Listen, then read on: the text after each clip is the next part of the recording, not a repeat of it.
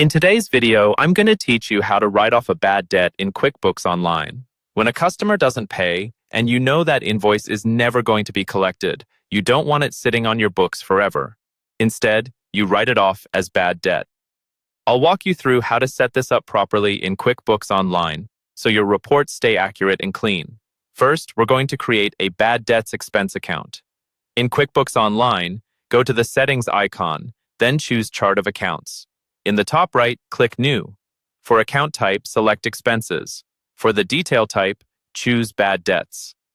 In the name field, type Bad Debts so it's clear and consistent when you use it later.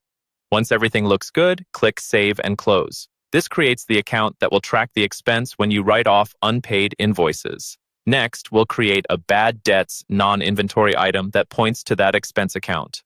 Go back to the Settings icon and select Products and Services.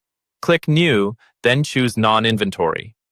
This type is perfect for something like a write-off because you're not tracking a physical product. In the name field, type Bad Debts. Now, in the Income Account drop-down, select the Bad Debts expense account you just created. This may feel a little counterintuitive, but it's what allows the item to send the amount to your bad debts expense when you use it on a form.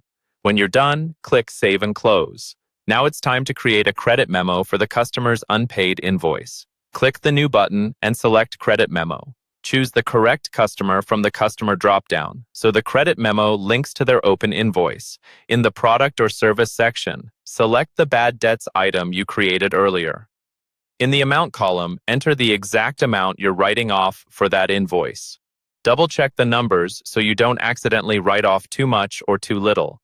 When everything is correct, click Save and Close.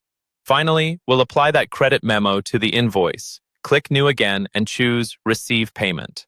Select the same customer from the Customer dropdown. Under Outstanding Transactions, check the box for the invoice you're writing off.